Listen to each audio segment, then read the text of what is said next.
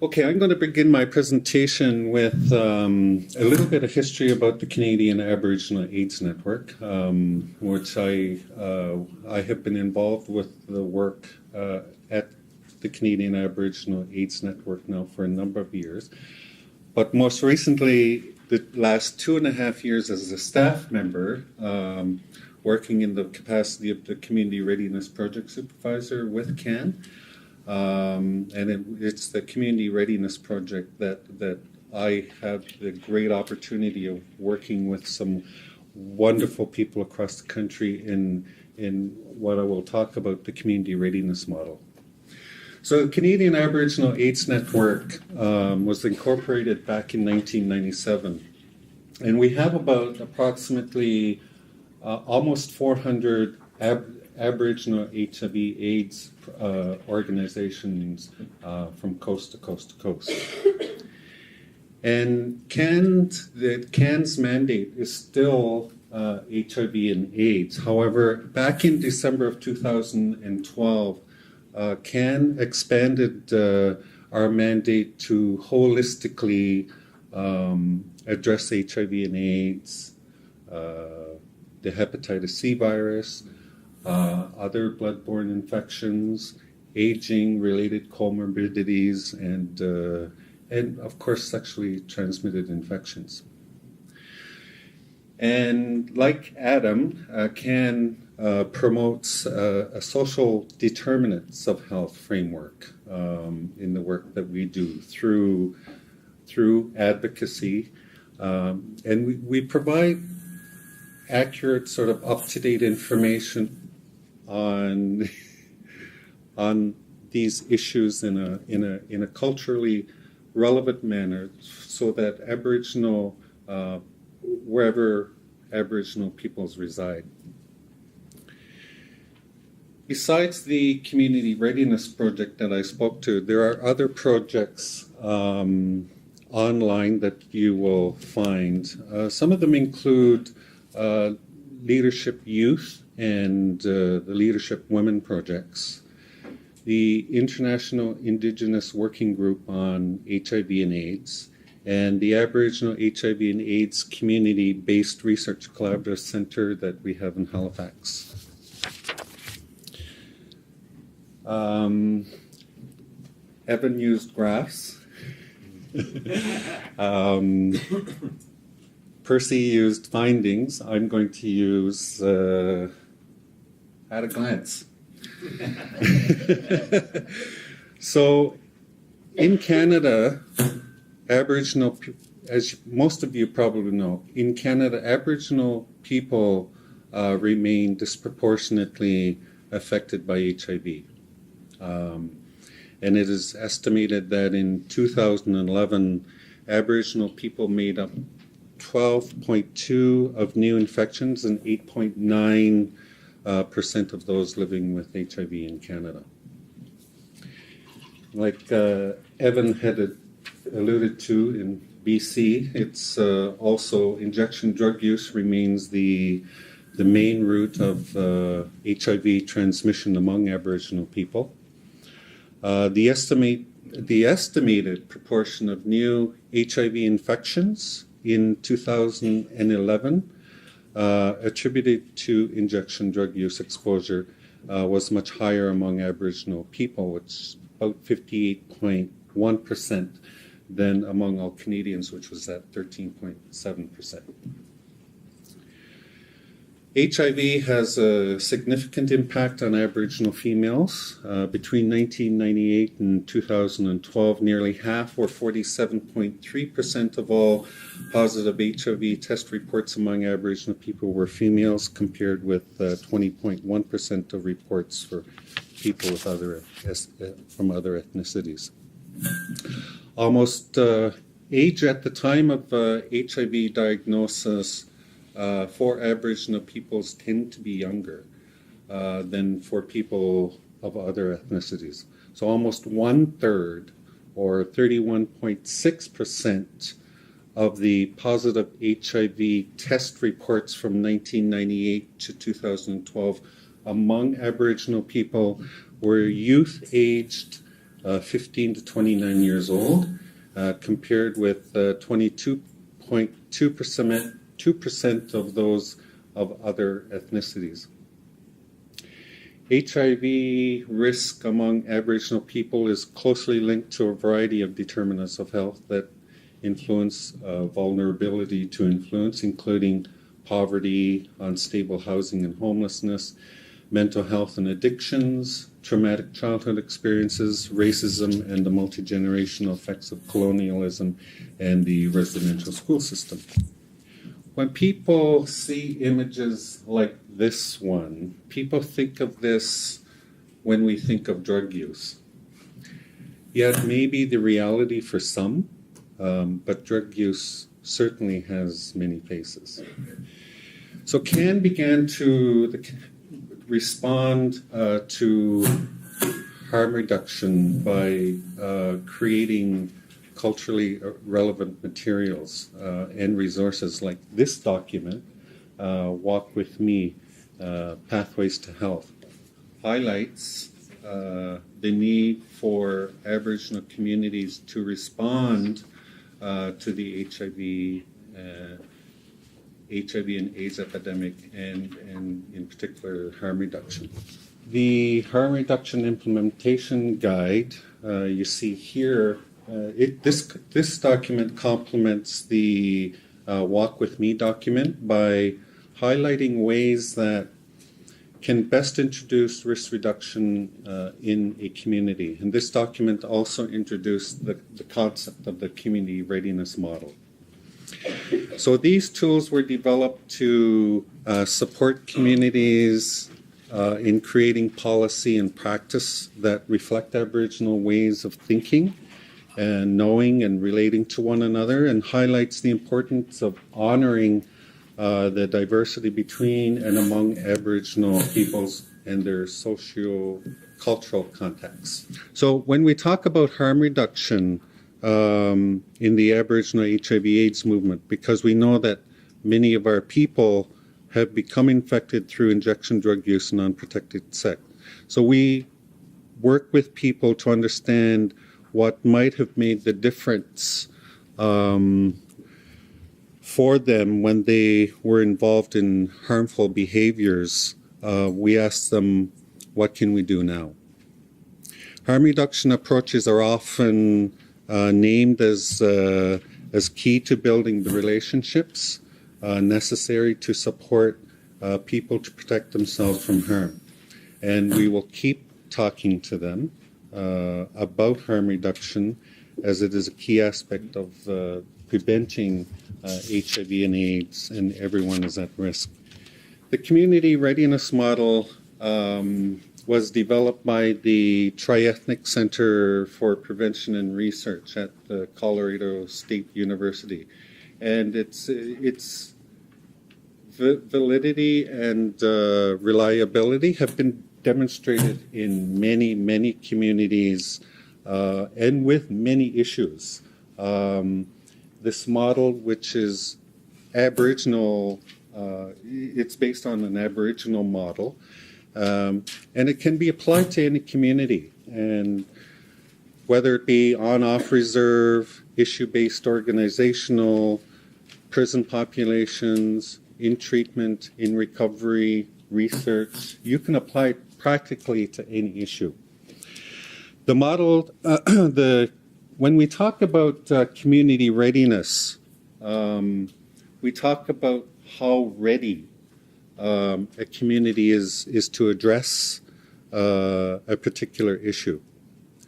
And the community readiness models are noted for guiding communities in effectively addressing many issues like substance use, domestic violence, cancer prevention initiatives have, just to name a few, have been used. So CAN believes that community readiness is necessary in order to create change, particularly for community issues that create conflict and tension, like substance use or domestic violence. Fortunately, community readiness models are proven to provide guidance in creating responses to complex issues that can be supported by the broader community. So that is creating easy-to-swallow approaches that even opponents can support.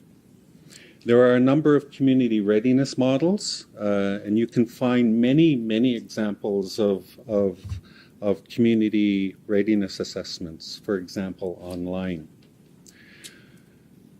The thing I like about this model is that it integrates culture, resources, and level of readiness, and brings together the community.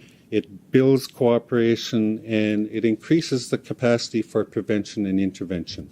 The model recognizes the uniqueness of every community, and it also recognizes that communities are at different stages of willingness and ability, for example.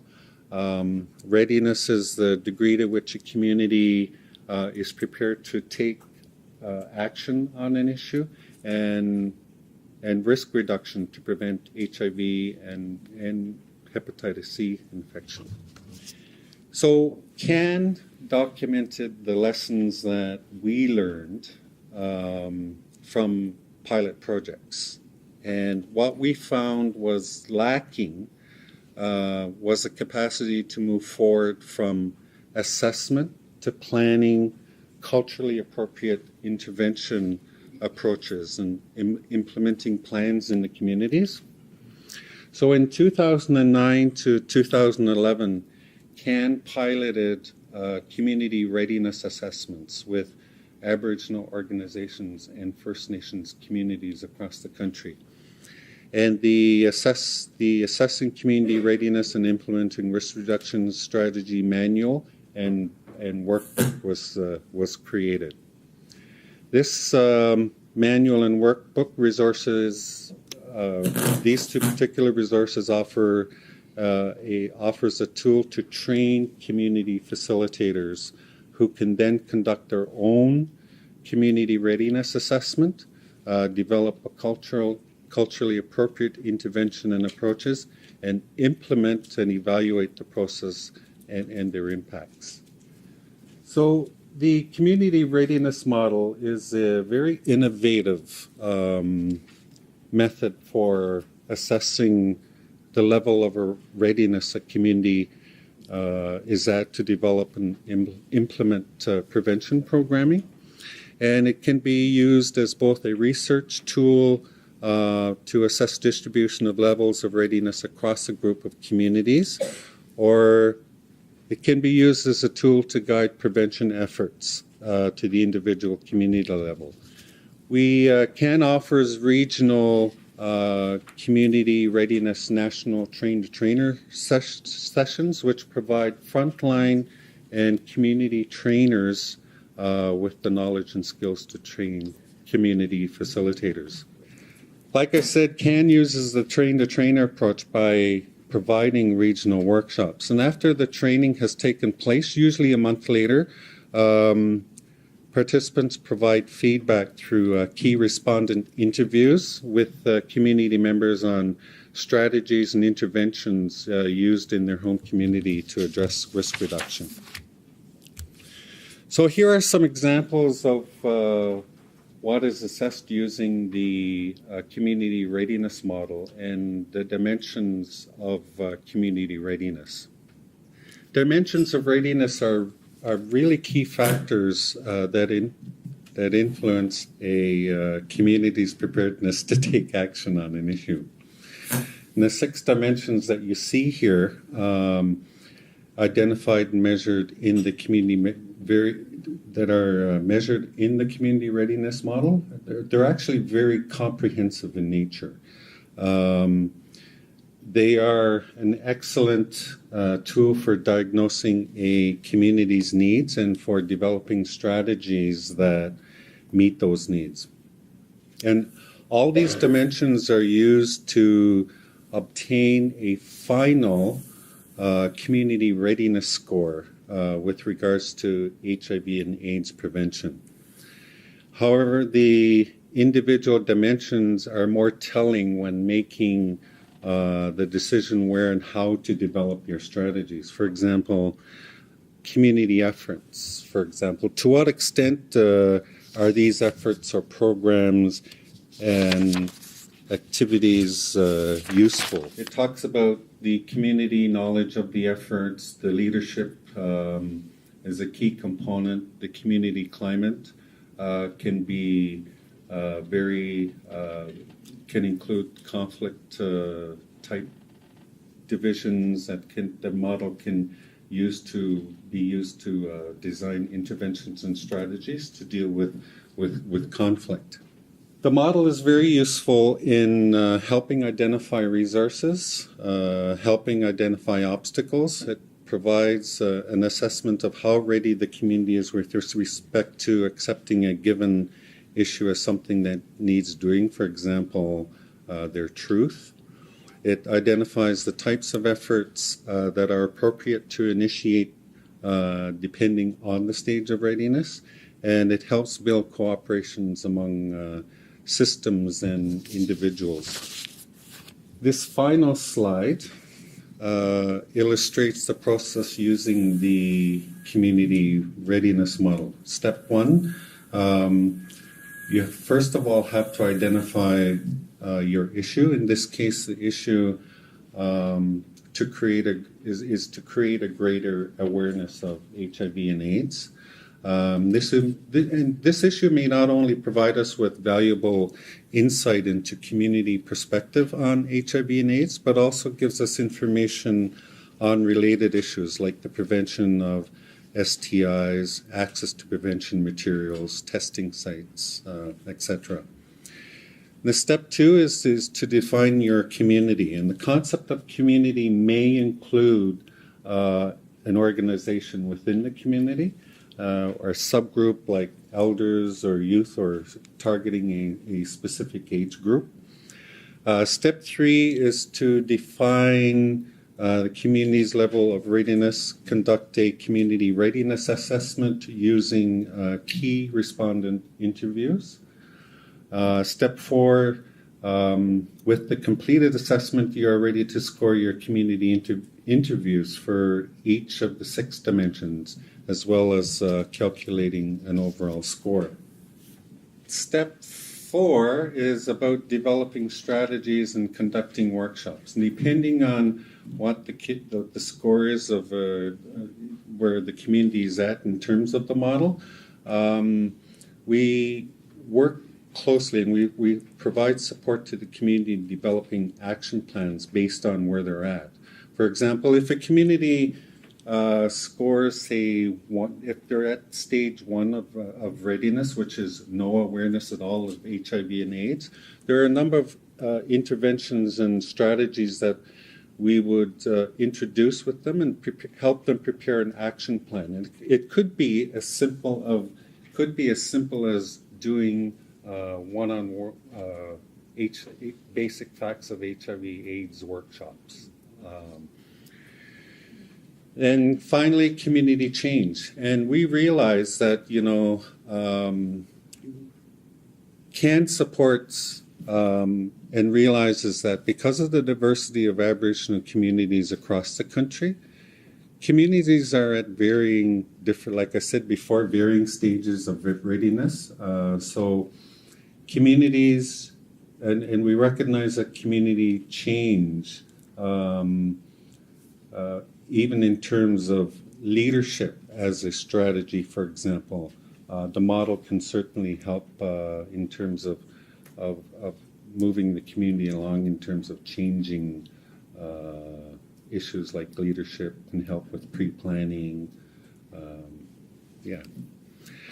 So all of the resources that I referred to in this in my presentation are available, and you can visit our website at www.can.ca.